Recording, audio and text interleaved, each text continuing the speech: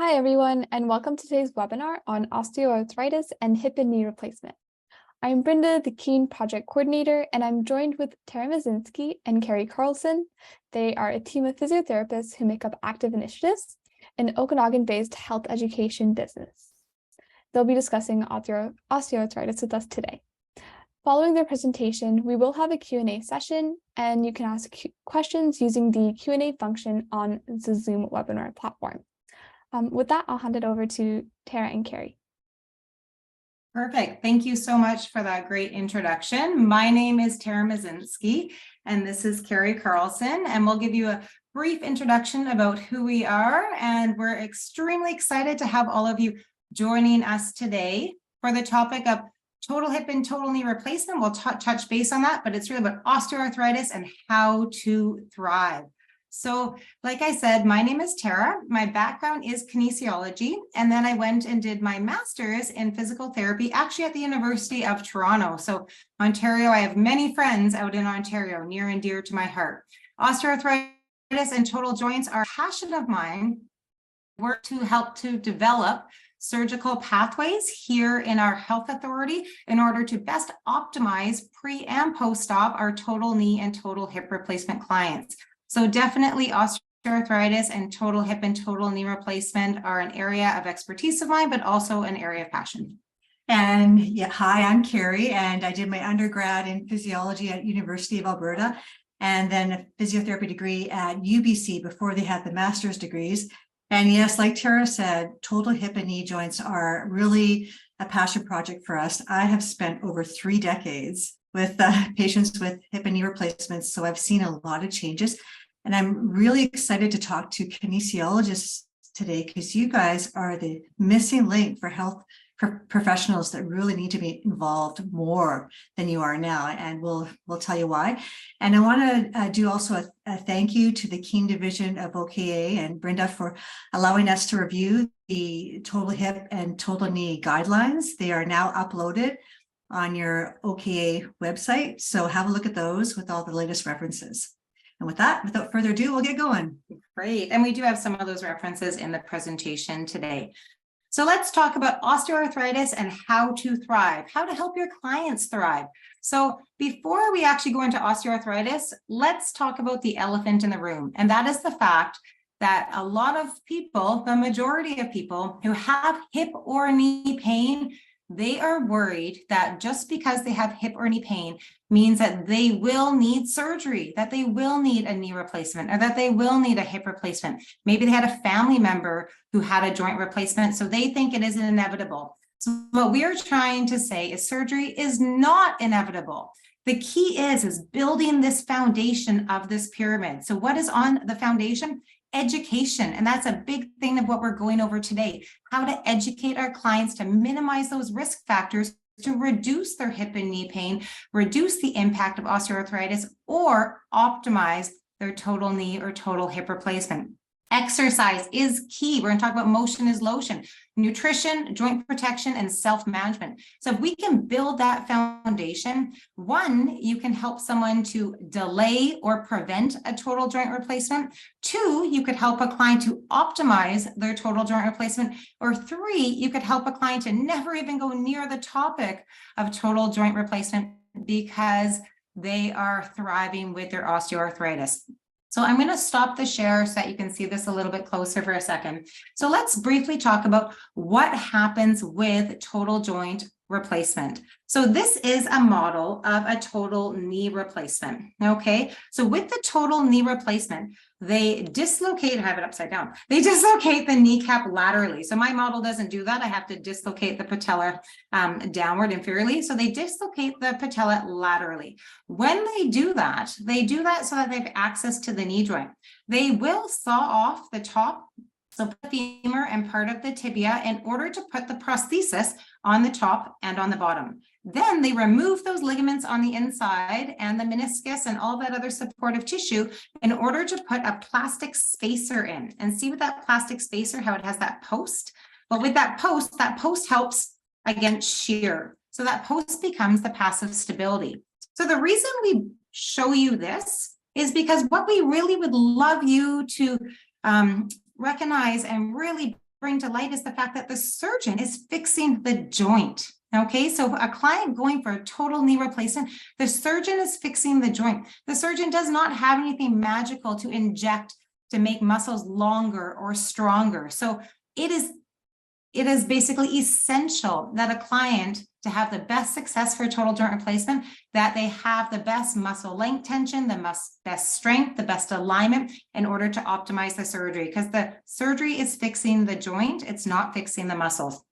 Let's talk about a hip replacement briefly. So with a hip replacement, they saw off the head of the femur, and what they do is they insert this prosthesis into the femur. Okay, they hammer it in, called the stem, and then they have this ball. Okay, so you have a new ball, you have a plastic liner in your socket, and you have this acetabular cup in your pelvis. So once again, it's hardware fixing the joint. Okay, they don't magically inject anything to lengthen or strengthen the muscles. So the joint is fixed. That ball and socket joint is now beautifully moving, but the muscle patterning is what's key for a total hip replacement. So for total hips, it's essential to get the muscle patterning back after, because it being a ball and socket joint, it's quite a mobile joint. Okay. With a total knee replacement, it's essential to get the range of motion back first. And before and after, but also then after the range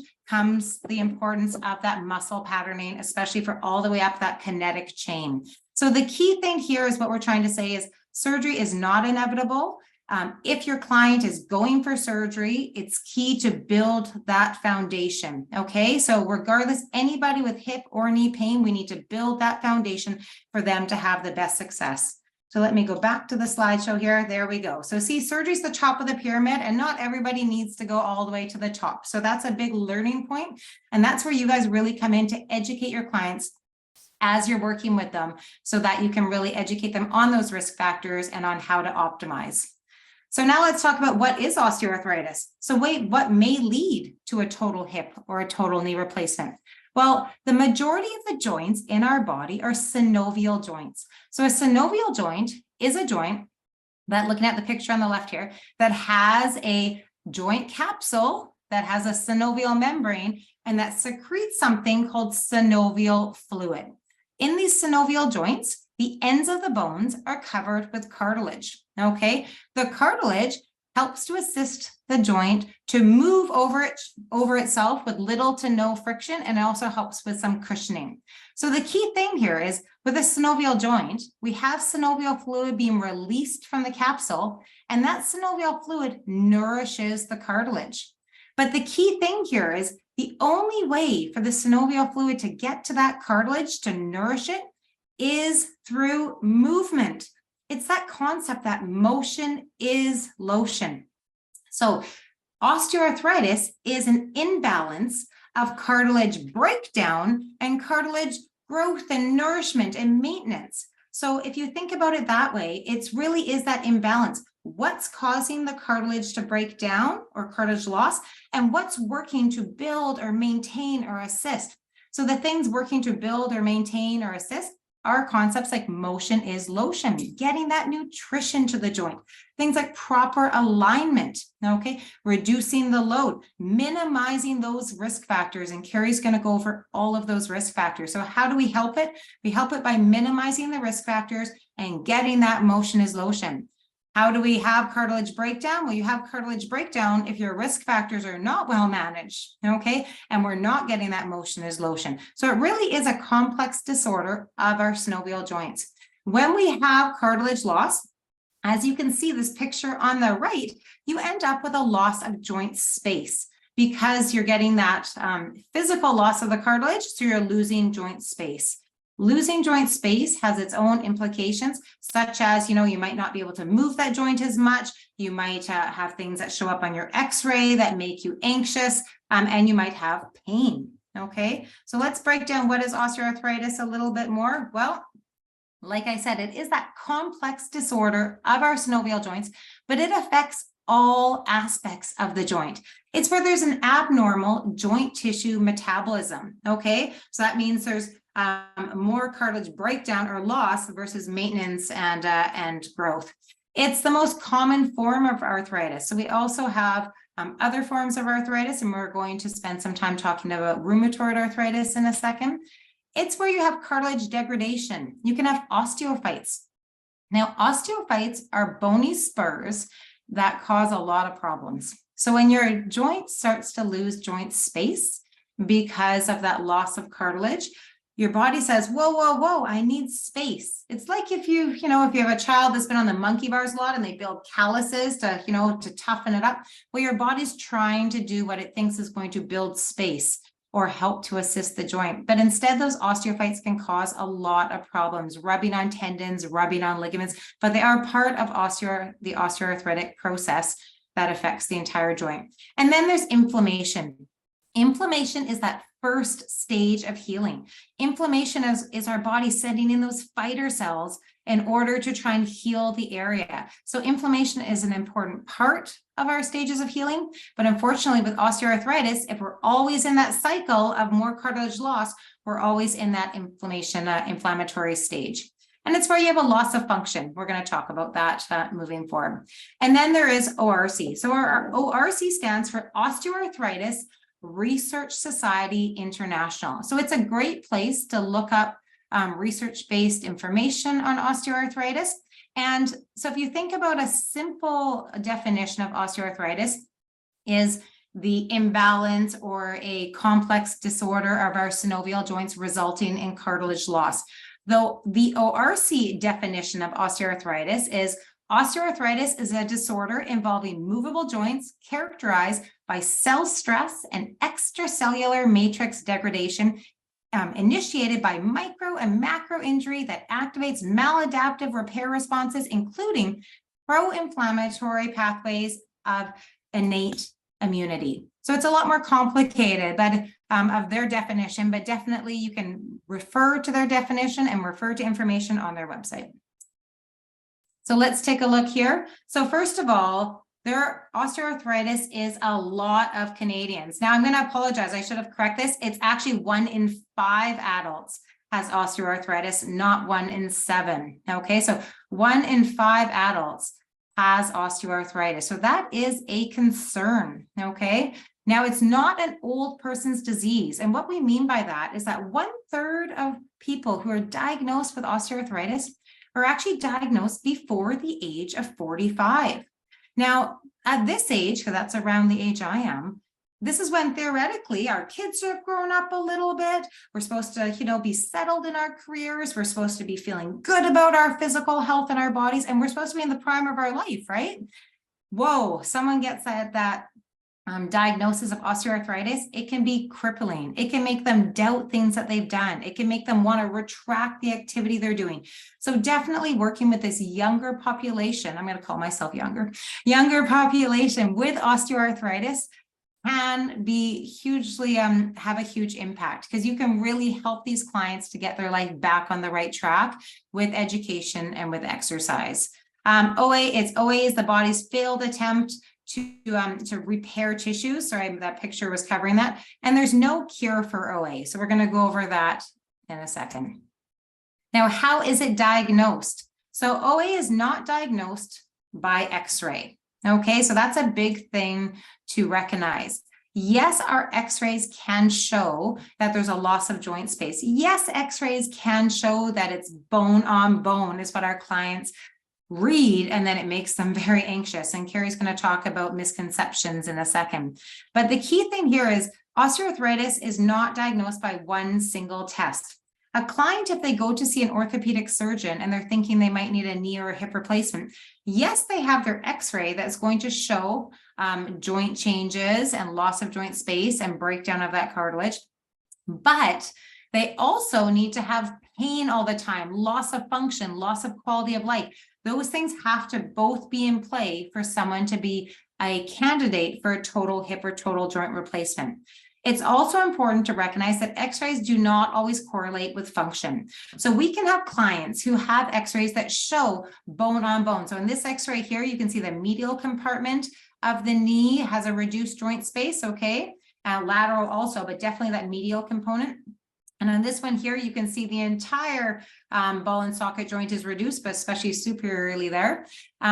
What happens is you could have an x-ray showing that loss of joint space, but the client could function perfectly well in daily life and being able to do the things they want to do. That's because pain is multifactorial, and because there's other ways we can help to support and manage these joints, such as through muscle strengthening and alignment and things like that. You can also have a client whose x-ray does not show very much arthritic change, but they're having high pain and high issues. And that's someone who maybe is not having, who doesn't have great coping mechanisms for pain, or maybe this client has a very poor alignment or very poor foundation of strength to begin. So just know that x-rays do not always correlate with function, but when it comes to diagnosing osteoarthritis, there's no one single test. It's pulling everything together, and symptoms is a big part of it. So the most commonly affected joints for osteoarthritis are the weight-bearing joints in particular. That's because every time we stand up, we are on those joints, our knees and our hips. That's probably the most common surgery done is hip and knee replacements. But knees and hips are very common joints affected by osteoarthritis. But we also want to bring your attention to the fact that osteoarthritis also influences and affects our spine, our neck, our lumbar spine, our shoulders, and our hands and feet, especially our fingers and toes, especially that big toe. It can affect that big toe, and having that big toe affected by osteoarthritis can influence our gait patterns for how we walk. So osteoarthritis versus inflammatory arthritis. Well, osteoarthritis is not one of the inflammatory arthritic conditions. When we think of those inflammatory arthritic conditions, we're thinking about things like rheumatoid arthritis, psoriatic arthritis. In the inflammatory arthritic conditions, that's when our immune system is unfortunately attacking our body's own healthy tissue. Okay, osteoarthritis, there is none of that happening. Osteoarthritis is that complex disorder of the synovial joints. The treatment approaches differ with inflammatory versus osteoarthritis. Both arthritic conditions need alignment and exercise intervention as top of our treatment plan there, helping our clients to use their muscles to support the joints, helping your clients have the best alignment to support those joints. But with inflammatory arthritis, they actually use medication as also one of the frontline things for treatment. They use medications called DMARDs, disease-modifying anti-rheumatic drugs for rheumatoid arthritis. And these are drugs that actually attack the disease process. Osteoarthritis does not have any medication to treat the disease process or slow the disease process. Osteoarthritis uses medications to help treat the symptoms. So that's one thing that really differs, is the inflammatory arthritic conditions have medication as a big part of their toolbox for treatment, but the inflammatory arthritic conditions really is their body's failed attempt in their body or their immune system attacking their joints' own healthy tissues. So you've listened to me for a while, and Carrie and I like to tag back and forth so that you don't get tired of one voice. So I think I'm going to pass it along to her. It might be a surprise because I'm not sure what slide's next, but here we go. Great. Okay. So this is why we need to care about this tsunami of osteoarthritis. So if you look at the diagram on the left, you can see that the prevalence is rising. So men are on the bottom, women are on the top, the lighter blue, and osteoarthritis does affect more women than men. We don't know why.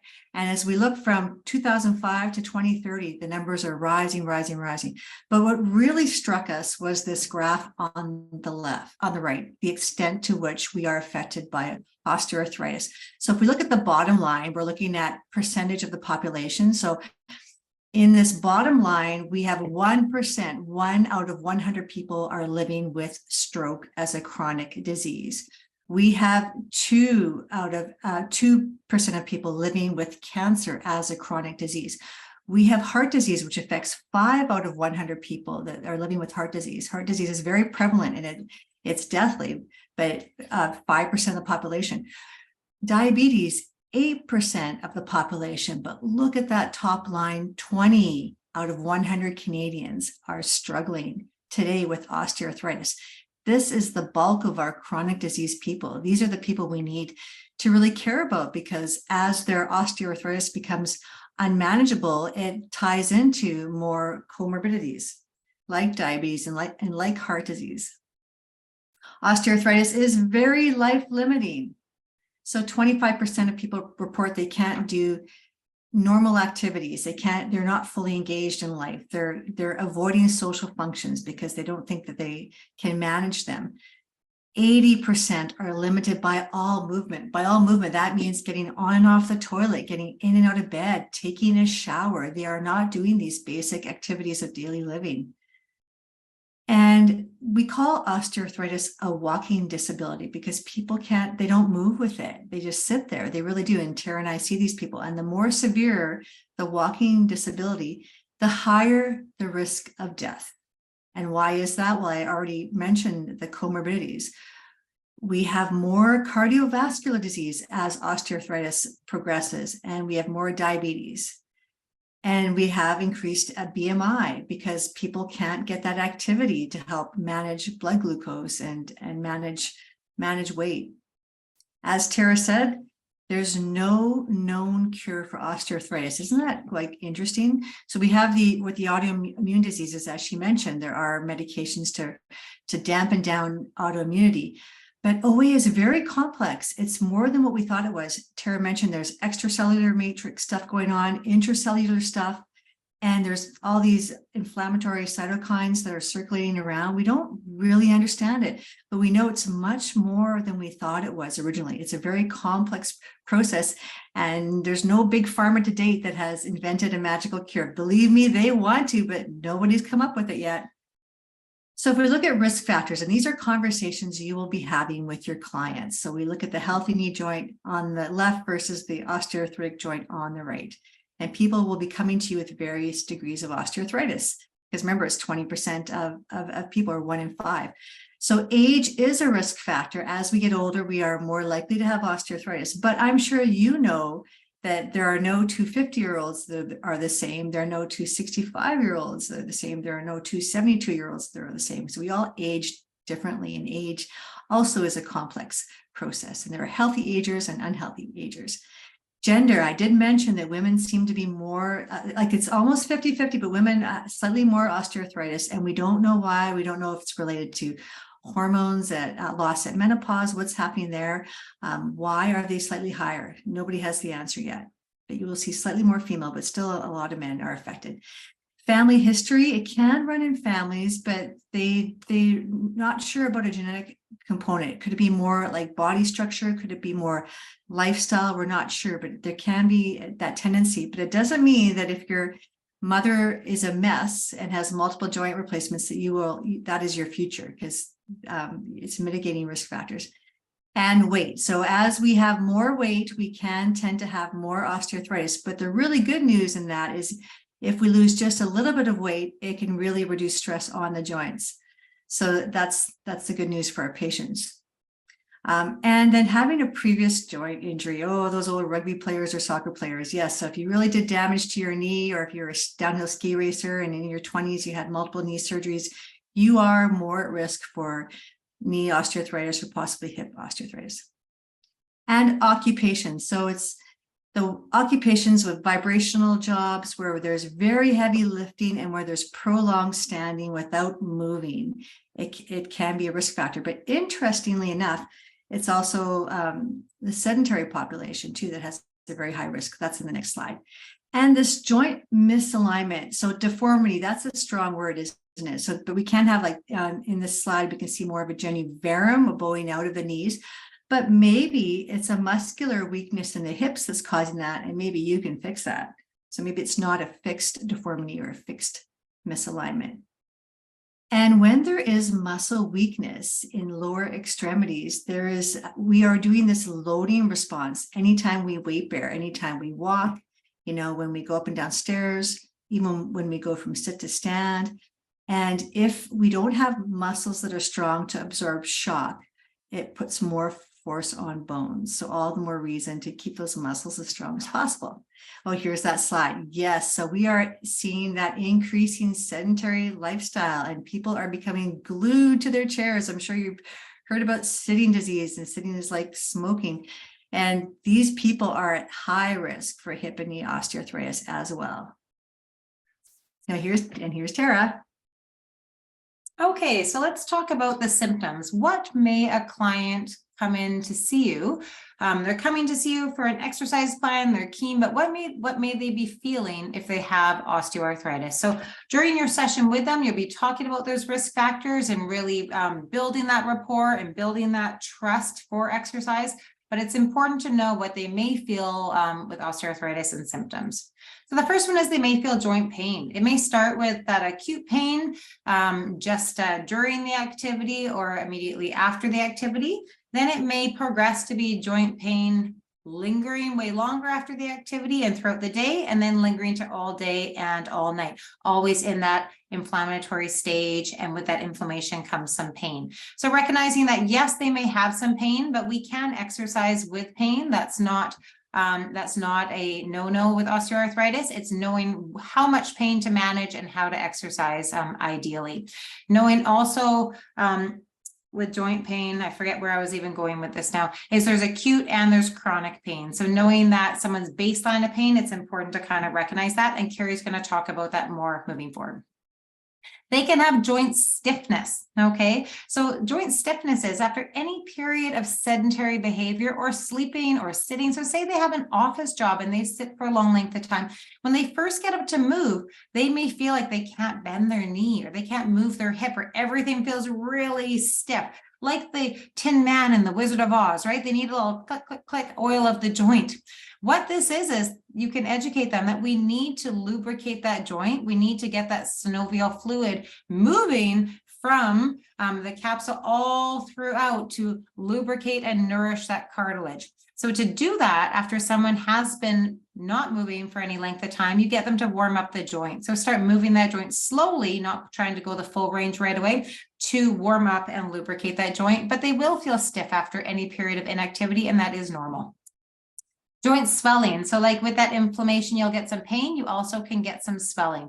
Knowing this is what I meant to say in the other thing. When someone's having an acute episode of swelling or their pain is really skyrocketed, that is obviously a time that you're going to change your treatment plan, because if someone is having where they've done something and their knee or their hip is having an exacerbation where it's quite hot and angry, you're obviously not going to do the same exercise plan that you were thinking about prior. You're going to adapt. Joint crepitus. So this is the noises that our joints make, and noises make people really nervous. Yet, if there's no pain associated with grinding or creaking, there is nothing to worry about. That is the message, okay? So if there's pain associated with it, well, then we might want to think about what movement pattern we're doing, okay? But if there's no pain associated with it, then that's okay. That's the cartilage is not smooth, it's bumpy, right? Because of cartilage loss. So that's that bumpy cartilage moving over itself and the noise it's making through that movement. Joint instability. So a lot of clients with knee osteoarthritis will complain that their knee wants to give out on them sometimes. So if we look at the x-ray on the left, this is a nice non-arthritic knee, okay? Beautiful symmetrical joint space there. Think that in this client, there are ligaments. That's just for the sake of this example, say the LCL and the MCL, the collateral ligaments. Let's pretend they're 1 inch in length, okay? Now, if we go to a arthritic knee, that knee has now lost joint space, but the ligaments are still the same length. They haven't adapted at the same rate by any means. So what does that mean? It means that the ligaments in this arthritic knee are lax, they're loose. You're not going to get that passive stability. So what do you do instead if you don't have passive stability? Well, we need active stability. That's where we need to have the muscles firing and the balance of the muscles for alignment and strength to help us when it comes to stabilizing. So just know that those knees giving out due to laxity of the ligaments is something they may complain of, and exercises can really help. Fatigue. Now, the fatigue related to osteoarthritis is not the fatigue that you can sleep away. So if a client says, I'm always just so tired, it may be the fatigue related to having chronic pain, always having pain in a joint, always worrying about that joint. We call it the beast on your back. You always have this little voice saying, Should you go for that walk? Are you going to pay for it later? Is your knee going to ache? Should you do this exercise? Are you causing more damage? That fear, right? So what we say when it comes to fatigue is do energy giving things. Get your client to listen to a playlist that they love when they're doing their activity. Do some distraction techniques as you chat with them when you're helping them. But really knowing that fatigue is not something you can sleep away. It's something we need to kind of work through because that's part of osteoarthritis. There's also other symptoms such as sleep disruption, altered mood, impaired quality of life, pain sensitizations. So osteoarthritis has a lot of symptoms, okay? It's not just one, but those are some things that your clients may be feeling. Great. And Tara's mentioned this. So we have the acute pain that's less than 3 months, that the sharp pain they first initially get. But as the disease of osteoarthritis progresses, they have chronic pain. So when pain lasts more than 3 months, it's a result of an overstimulated nervous system. And we're getting into also activating the limbic system and the amygdala. So we have emotions happening with that pain, and that makes things even harder to deal with. So here's kind of a slide on how it happens. If we look at the circle on the right, you have pain. So any human will avoid activity. That's part of what we do when we have pain. Hand on the hot stove, pull it away. Because we avoid activity, wouldn't you know, we get progressively deconditioned. And then we get pain with decreasing activity because our muscles are not strong and they're not shock absorbing. We have more pain. So we further avoid activity.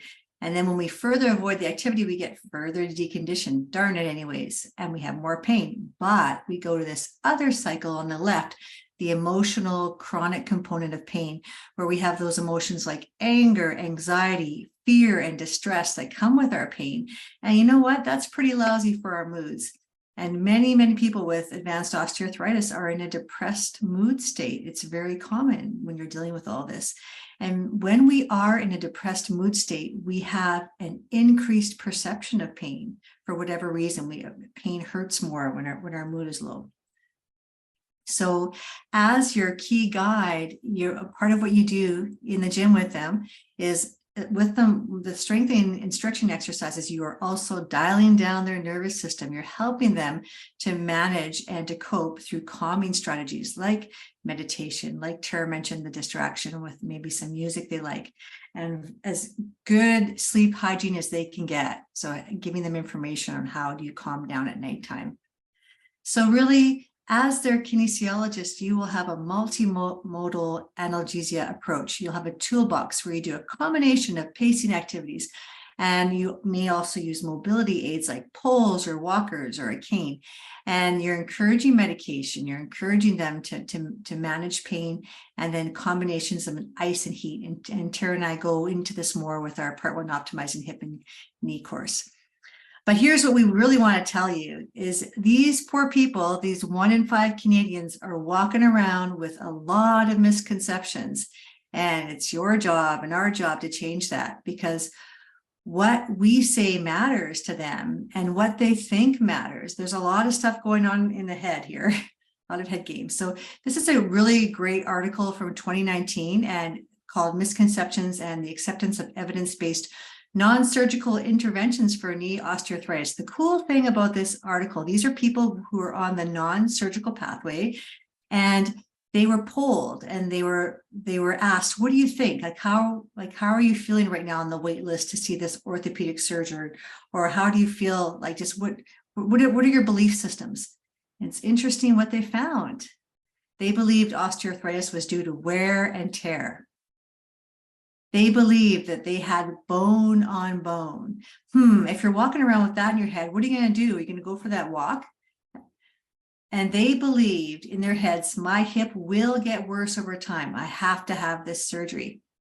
And their belief was, I should avoid loading my knee. Loading my knee is bad. And they really felt that surgery was their only option because they felt their cartilage needed to be replaced. And remember what Tara had just finished telling you about surgery at the tip of the pyramid. No. There are so many other steps to take before surgery. And surgery is really only the minority of people, not the majority. And wouldn't you know, interesting, those are patients' perceptions, but there are clinician perceptions too. And these are GPs and these are anesthesiologists and even orthopedic surgeons. So this was a 2022 review in osteoarthritis and cartilage. We don't have it in your Keene guidelines. Sorry, 2023. Clinicians' beliefs and attitudes to physical activity and exercise therapy as treatment for knee and hip osteoarthritis. They believe that their clients needed surgery too, even though the evidence tells us no, no, no. So isn't that interesting? We're all walking around with this belief that surgery is the only answer. And even our politicians, as they try to fund all these many hips and knee replacements. So your people are coming to you. They're looking for a cure. They want to know about latest injections. They want to know about what they can do that doesn't involve exercise. So they're looking for that unicorn in the forest. They feel there's a magical cure and they're going to wait for it. And while they wait, guess what? Unfortunately, they are walking around on eggshells. And they really are afraid of, they're fragile. They feel they're fragile for life, and they are afraid of doing more damage to their joints. So like Carrie said, those clients are looking for that cure, because most of them are in that stage here on the left of this slide. They're thinking about, okay, they're going for their imaging. They're really just thinking about everything from that imaging, and that fear-based from if there's anything on that imaging that shows osteoarthritis. They're walking on those eggshells. They're hoping for some sort of medical treatment. So they're staying in this left side. But yet the key is we want to move everyone to this right side, really providing them with a plan and really empowering them to be part of the team, the leader of the team. This is person-centered care, right? They're the captain of the team. So we're going to empower them by educating them on the risk factors, genetics, psychological factors, lifestyle, social factors, biophysical factors, comorbidities. We're going to help them to develop a plan through the right exercises and things like that in order to optimize their future. It's really all about empathy, honesty, and empowerment, right? So letting them be that captain of the team to feel like, hey, I can do this. I can live, I can thrive with osteoarthritis. I don't need to sit on the left side of this slide and just wait for that x-ray and wait for the surgeon and sit on my couch while I wait for a consult. I'm going to take life into my hands, and I'm really going to move forward. And that's really where you are a key player, because when you're working with them, you're helping to build confidence with movement. Now we're going to go over quite a bit of research. Well, first of all, we'll do this, and then I'll show you one other thing. We're going to provide a plan. So what's that plan going to be? It's going to be risk factor mitigation. Okay. Educating them how 1 pound equals 4 to 6 pounds of loss on that hip or knee joint. So if they lose 1 pound, you're losing 4 to 6 times that load through the knee or the hip joint. So really helping them to understand that, right? You're helping them to educate them, because education is power. Okay. The more they believe they can do it, the more they recognize those misconceptions about how osteoarthritis is not the wear and tear arthritis. Because as soon as you hear wear and tear, what do you think? Whoa, pump the brakes. I better not do anything. Then they understand that no, motion is lotion. We need to move our joints, to lubricate our joints, to nourish that cartilage.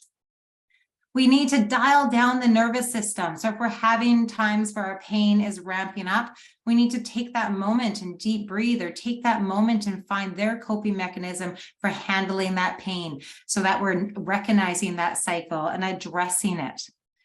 We need to think about joint alignment and protection. And I'm going to show you how the joint moves into positions of malalignment right after this slide.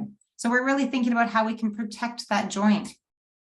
And exercise, right? Exercise is key for building strength, like Carrie said, because if our muscles are weak, we're not getting the muscles eccentrically contracting to absorb shock. And what happens? All the impact goes through the joint and that cartilage. So our muscles are key for absorbing shock.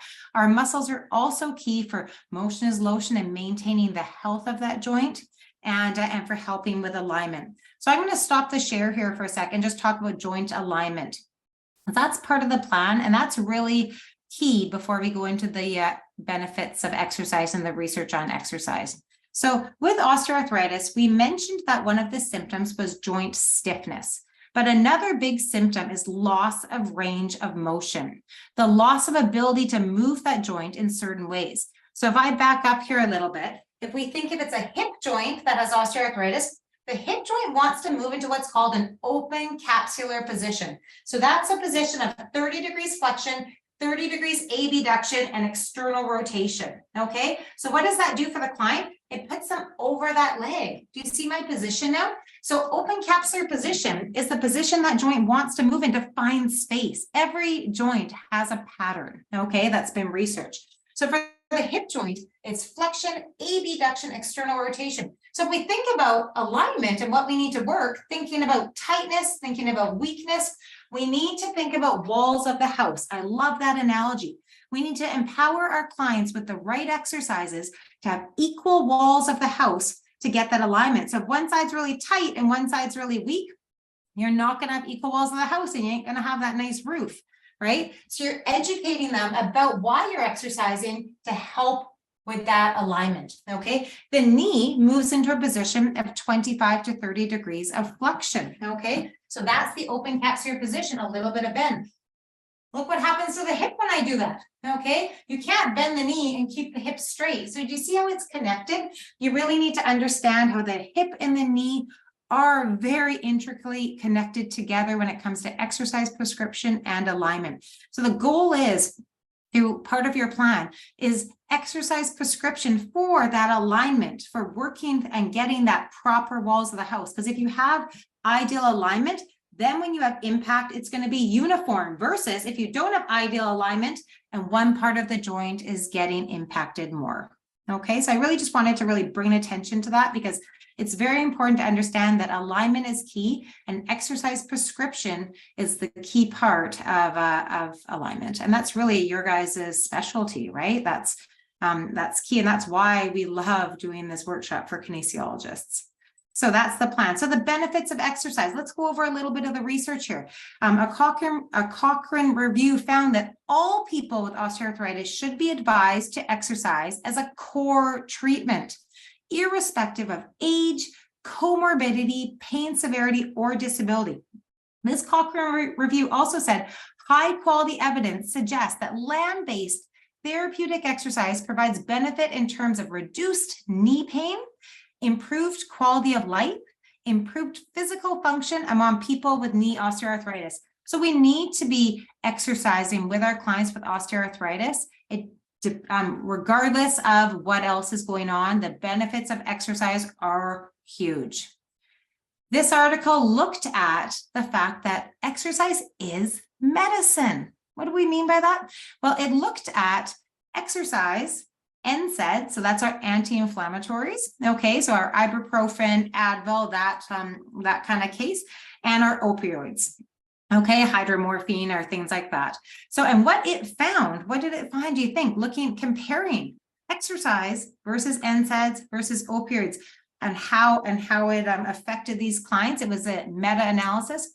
It actually found that exercise therapy ranked as the best intervention in this network's meta-analysis, followed by those NSAIDs, opioids, and then the placebo. And the key part was exercise helped the clients to reduce their pain, partly also because it helped to strengthen those muscles for absorption, but for many other reasons. But it also didn't have the side effects of opioids or NSAIDs. So exercise is medicine. So it's really telling your clients, wow, did you know that exercise is ranked best as one of the interventions for osteoarthritis when compared to NSAIDs and opioids? It's amazing, and it's really something we're trying to educate people. So I'm going to pass it over to Carrie here, and she's going to go over some more research. Yes, and Tara did say exercise is medicine, and look at it's actually in this qualitative review by our Danish researchers. Exercise is medicine during the course of hip osteoarthritis. This was at the beginning of osteoarthritis, in the middle stage, and very advanced osteoarthritis. So once again, their statement is being moderately physically active and maintaining muscle strength is the primary prevention of hip osteoarthritis. In fact, avoiding hip loading may have a detrimental effect on hip articular cartilage, progressing the development of hip OA. So all those people sitting in their chairs. And activity at all stages is so important. We need exercise at all levels of hip osteoarthritis. So it's safe to do it from beginning to advanced, and even and especially post total joint arthroplasty. And this slide, you can take a screenshot of it, but the reason that the reviewers were saying is, again, like Tara mentioned, there's something happening with those inflammatory cytokines, and exercise seems to dampen it. It seems to improve function of cells. Yes, so this is the message we have to say. And in fact, non-weight bearing, people often think I better get on my bike or I better swim, but not walk because that's hard on my joints. It's bone on bone. No, no, no. We need to walk with osteoarthritis. So here's another review article in 2022 by Lowe and Associates. And they found daily walking is important to prevent functional decline, future functional decline in knee osteoarthritis. And more walking is associated with less risk of functional limitation. And there's something about walking a minimum of 6,000 steps a day. It may be protective against functional limitations with people who are at risk for osteoarthritis or who have osteoarthritis.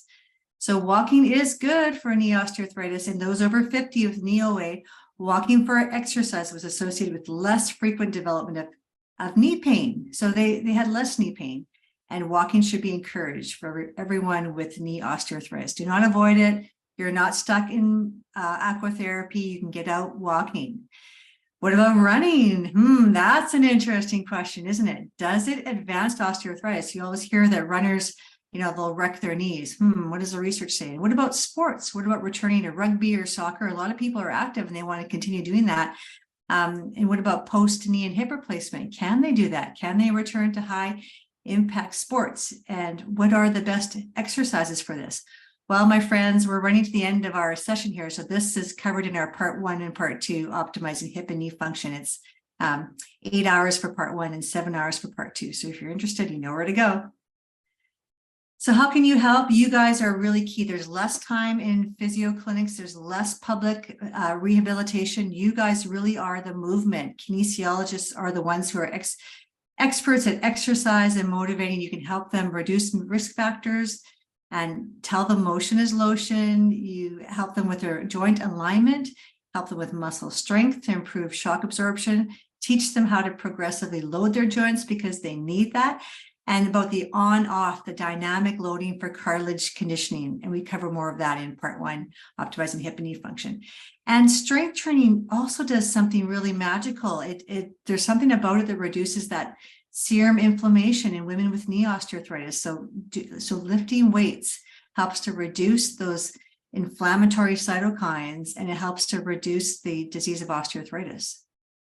And we like prehab, right? Maybe some of you are GLAD trained, Good Life with Arthritis in Denmark, and GLAD is good at collecting the data.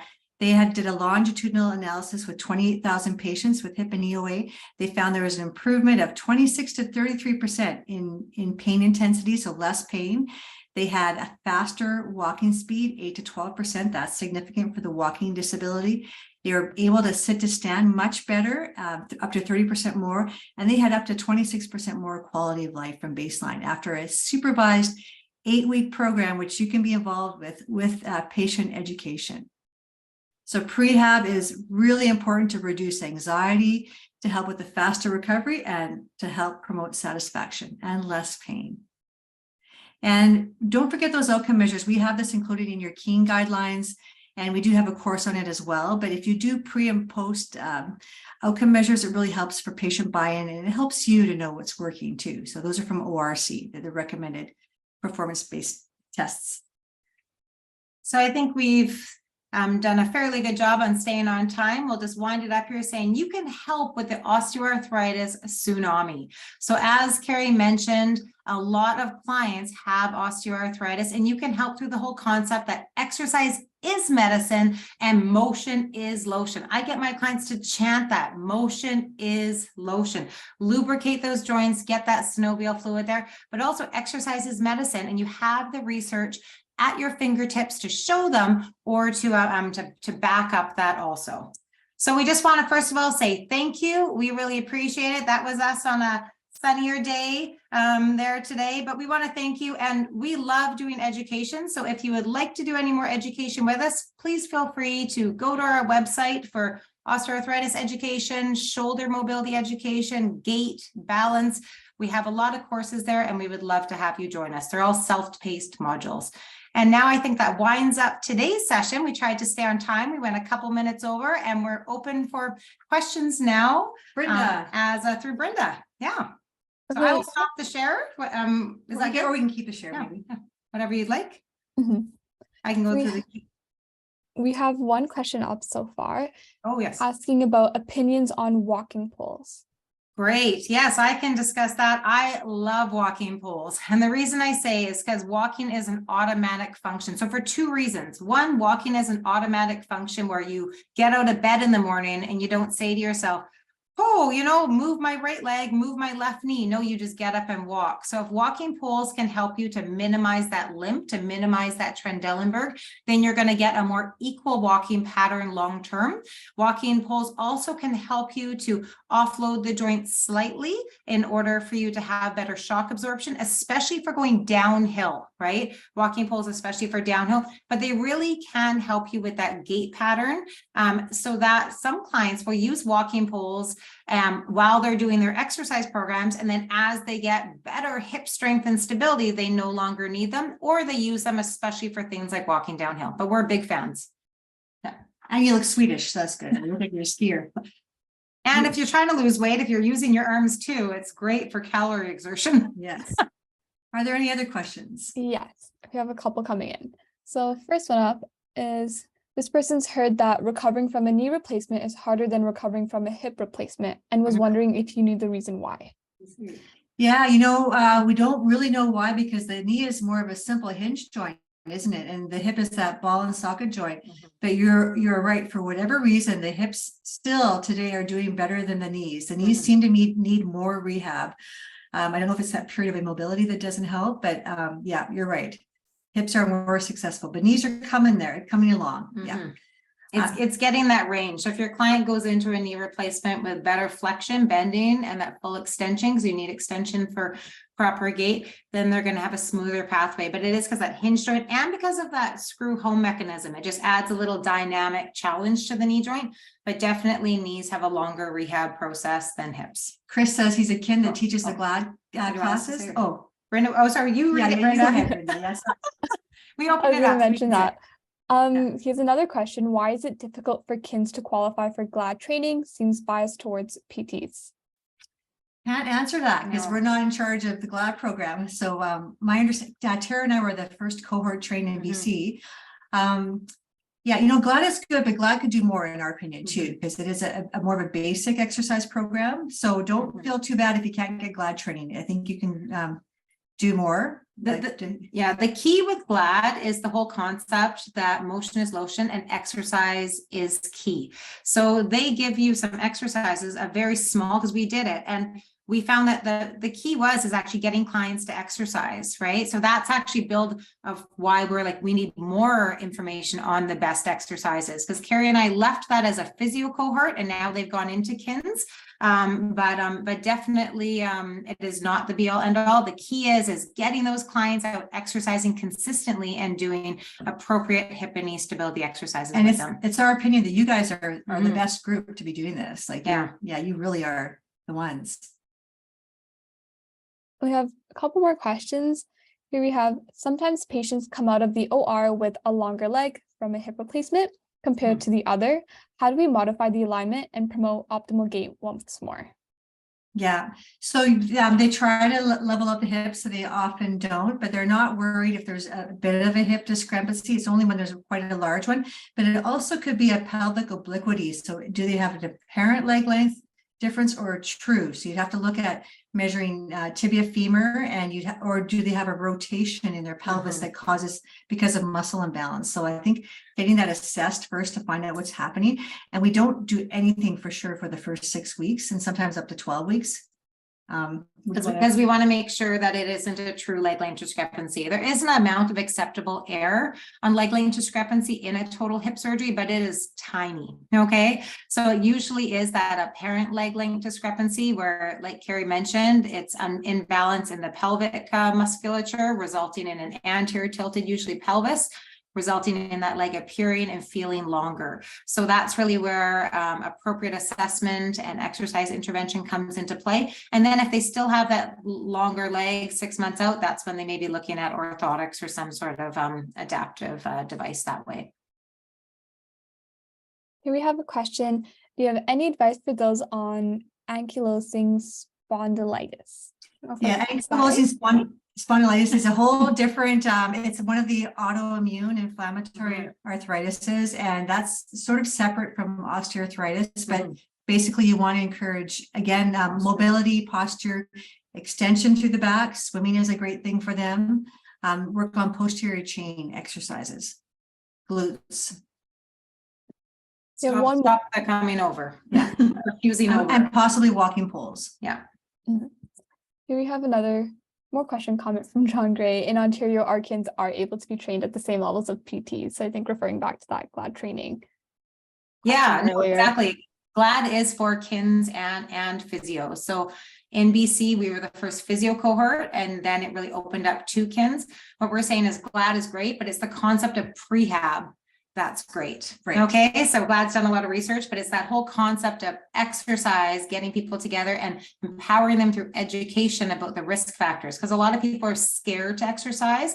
So it's really having that education about osteoarthritis so that you can empower your clients to not feel fear. And what GLAD did is they did all the research that proved that prehab was good and proved that exercise and education was good. So now that we know that, let's just exercise and educate people. Yeah. Here we have another question from Joyce. Says she's a kin working in LTC, so her population has several comorbidities and health complications. Is it always a concern to ensure that we are targeting the best solutions without causing any additional issues with movement? Are there any resources available you know of for seniors in this sector? Long-term care, so in facility. Yeah, you know, the principles are basically the same, and that's a population that Tara and I have dealt with extensively. So we can have a further conversation if you'd like to email us about this too.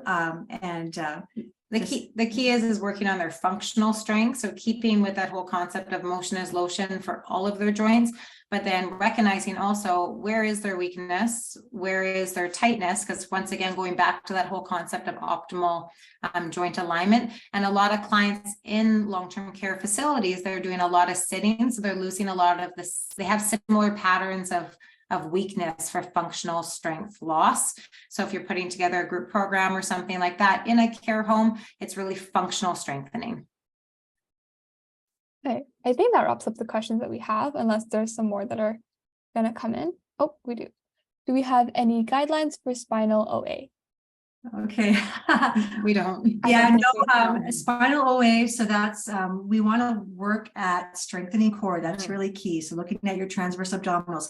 Again, you want to look at hips and knees because they are often tight, like Tara showed you. When the hip goes into that capsular pattern, the knee does, and so does the spine. We do a lot of postural kinetic chain stuff too. We do have a workshop on kinetic chain that might help with that as well. Yeah. And again, motion is lotion for spinal OA. Absolutely. Okay, I'm going to give a second here to see if there's any more questions. There is. For 1 hour, we like to, it's you touch base and you try to give as much information as you can, but you know, this is days and days of information we could share on osteoarthritis. Our lives. It's a large topic. So we really hope we've given people that foundation for how they can educate their clients better, how they can start with an exercise plan, and actually instilled some passion in them also, so they want to learn more, because we hope to instill passion with everybody for osteoarthritis. And have a look at the updated KEEN guidelines that we did and give us feedback on that, but there'll be a lot of resources for you there as well. And if you'd like to learn more with us, you know where to go. Seems like we don't have any questions, but if anyone else does, I'm sure they can reach out to you guys. Absolutely, yeah. So thank you so much, Tara and Carrie, for presenting today. And alongside this webinar, like we've mentioned, they have also helped us put together our best practice guidelines on total hip and knee replacement. I think currently our updated hip guidelines are available and our knee replacement guidelines will be available shortly. As well, this webinar will be uploaded onto KEEN for you guys to access in the future as well. Thank you again, Tara and Carrie, and thank you to everyone joining in today. We hope you guys took a lot away from this webinar. With that, have a wonderful evening. Bye, you guys. Bye, thanks for having us. Yeah. Bye.